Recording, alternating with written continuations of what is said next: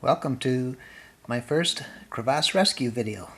My name is Rob Miller, and I thought it would be entertaining to make a video on how to do a self-rescue out of a crevasse.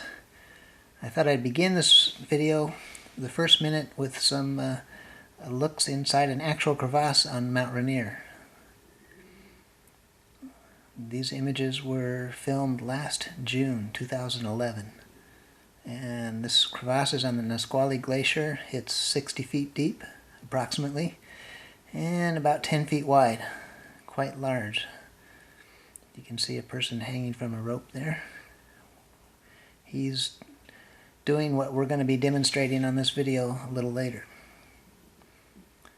An unroped fall into this crevasse would probably be fatal, so you want to be careful around crevasses.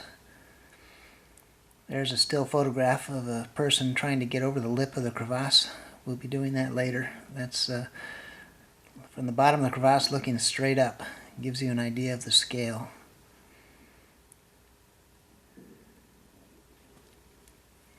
So we'll begin the video with a brief overview of the gear. There I am with a 30-pound pack.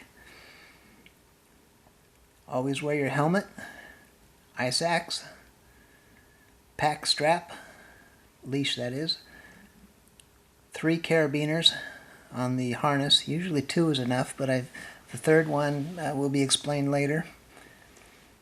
That's the Texas Prusik, which we'll be using later. Personal anchor and ice axe again. Ice axe leashed to your wrist. And we're ready to go.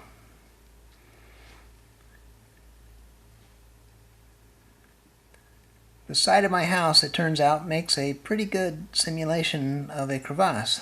It's got a 4-foot wide fascia board up at the top that makes a pretty good simulation of the lip of a crevasse. So here I am, roped in, up on top of a ladder, and I just fell into the crevasse, a simulated fall into a crevasse. The main thing after falling in a crevasse is remember that chances are you're being held by a human anchor. Your partner is up on top who are dug in trying to hold you. So you want to do what you can to avoid shock loading them any more than you already have. Avoid jerky motions. Don't drop your ice axe into the crevasse. I took my ice axe off of my wrist and clipped it to my harness so that I don't drop it into the crevasse. You want to remain calm after falling into a crevasse. Don't panic. Now what I'm doing next is clipping my chest harness into the top Prusik that's attached to my harness.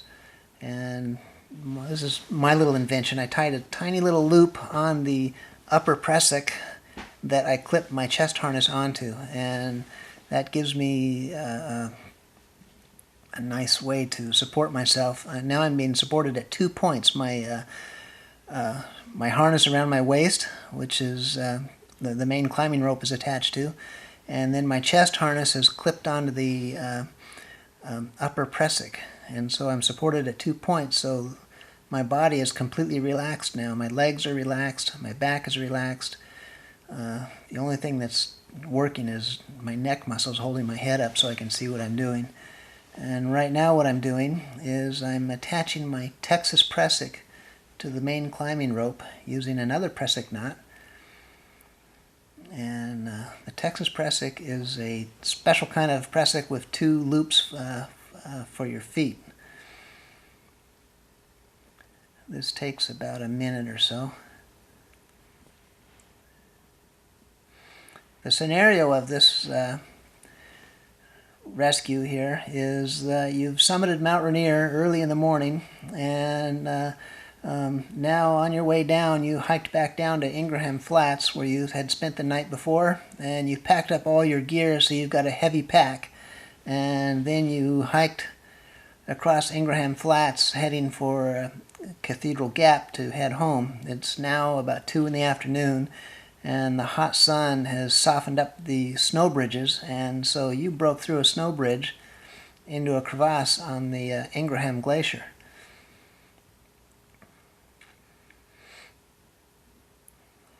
While I'm doing this, my 3 rope team partners are up above,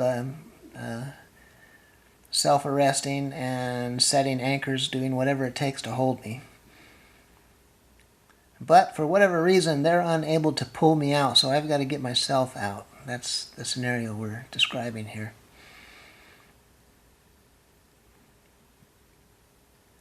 I'm almost done rigging the Texas Prusik.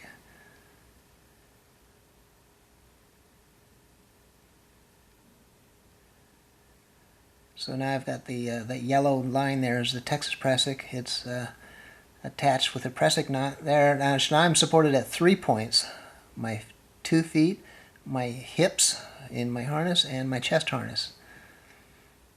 So I'd leaned back and held out my arms just to show how I could almost lay down in that hanging position there and be comfortable.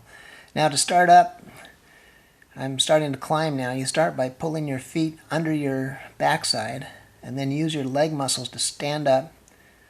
And after you've stood up, then you can slide the upper Prusik up about 18 inches and then lean back on it. And now you can see I'm in more of a head-up position. It's very relaxing, very comfortable. I'm supported at 3 points here. My feet are supported, my hips are supported, and my shoulders are supported. And you can see how the shoulder harness is clipped into the upper Prusik, the small loop that I've tied on the upper Prusik. That's my little invention.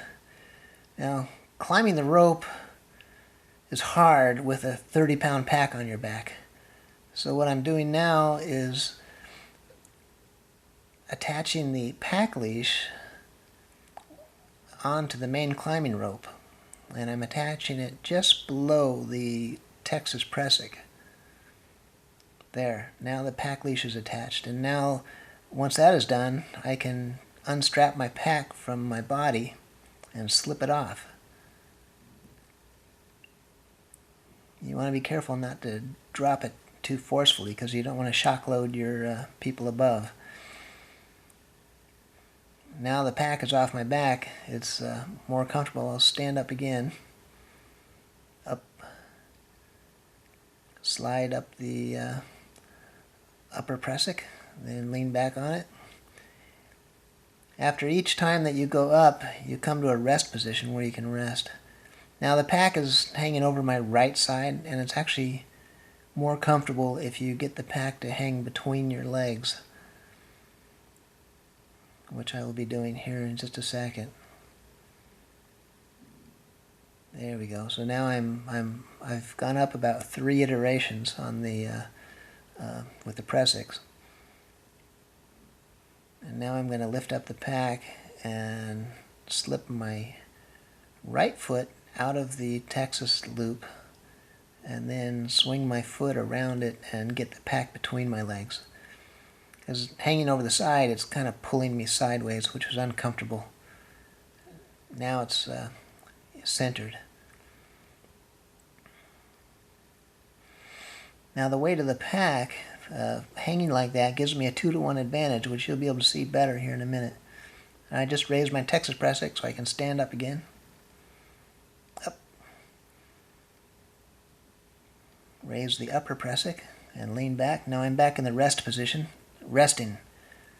Very comfortable resting position. And the pack gives me having the pack hang from the primary climbing line gives me a 2-to-1 advantage every time I raise up. You can see there's 2 lines holding the backpack now. The line is connected to my belt, then goes down to the carabiner that's attached to the backpack, and then back up all the way to the top. So it gives me a 2-to-1 advantage lifting the backpack as I climb. So you pull your knees up to your chest, raise the Texas Prusik, then pull your feet under your backside, stand up, then slide the upper Prusik up, then lean back and rest. Back to the rest position.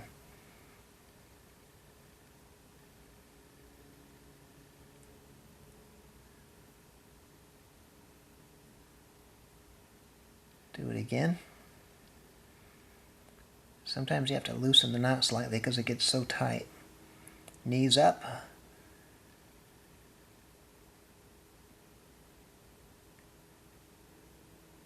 Get your feet under your backside, and then use your power of your leg muscles to stand up. Slide the upper prusik up. Now I'm approaching the lip of the crevasse. There's usually a partial snow bridge covering the crevasse, and it makes kind of a lip, just like the eave of the house that I'm climbing right now. And getting over that lip is usually the most difficult part of the whole journey because the rope tends to cut into the snow in the side of the lip. So now what I'm doing, I'm pulling up the backpack, the slack rope that I'm creating as I climb, and tying a loop in it. This gives me some protection. If the prusiks fail and slide back down the rope, they'll hit that knot that I just tied in the slack rope, and that will stop me from dropping any farther. After you've climbed 10 or more feet, that's something you want to do.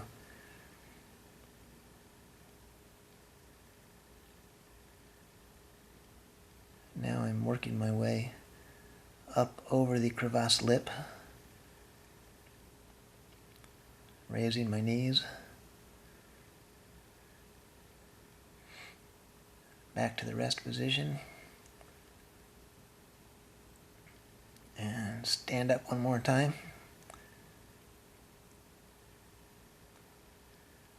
Being careful not to kick my boot through the window of my house.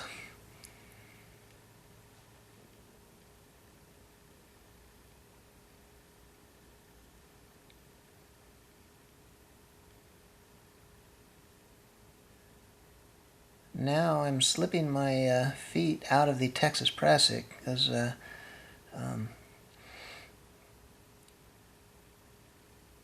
just slid the Texas Prusik all the way to the top as far as it'll go.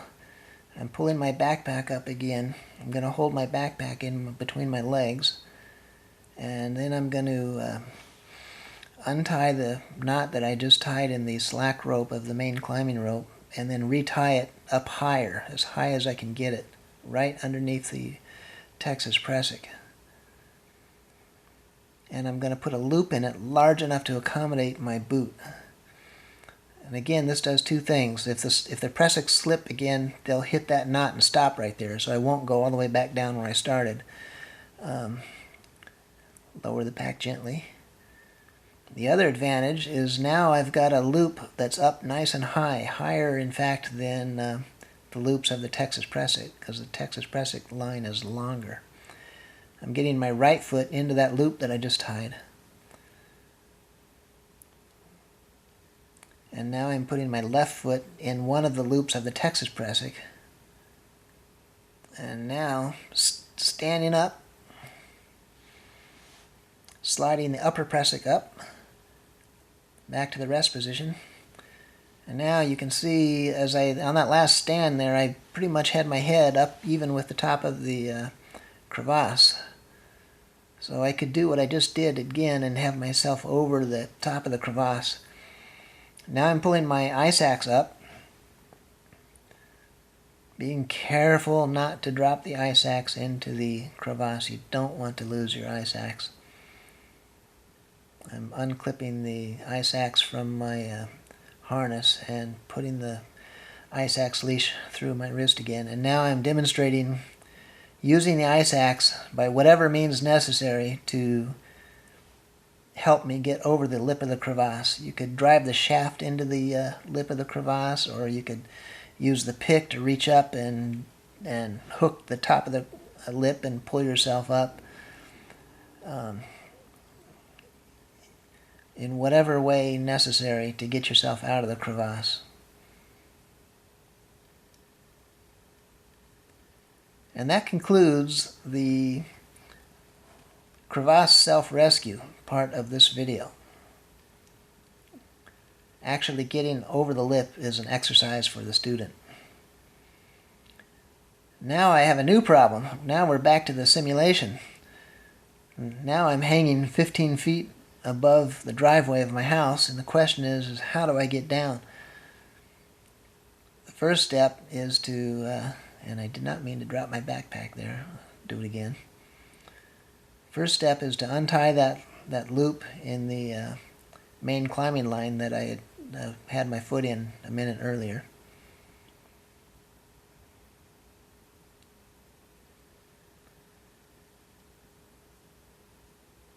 And then lower the pack gently. Now there's two ways down. One way is to reverse the procedure with the Texas Prusik and the top Prusik and slowly inchworm your way back down the rope the same way I went up. That's kind of time consuming and a little bit strenuous, so I found a better way. And here's where that third carabiner on my harness comes into play with the ATC rappel device.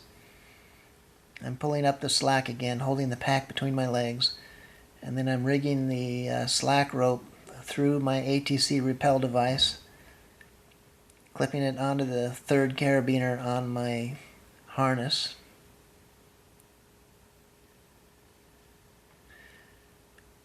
And then pulling all the slack I can out of the ATC device, which I'm going to do now.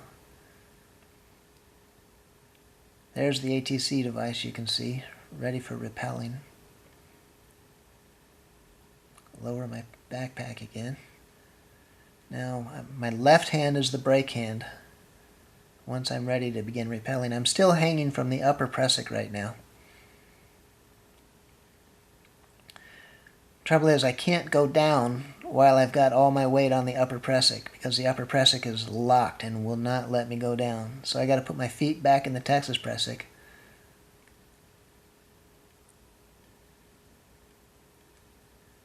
And then I'm going to stand up to relieve the pressure on the upper Prusik.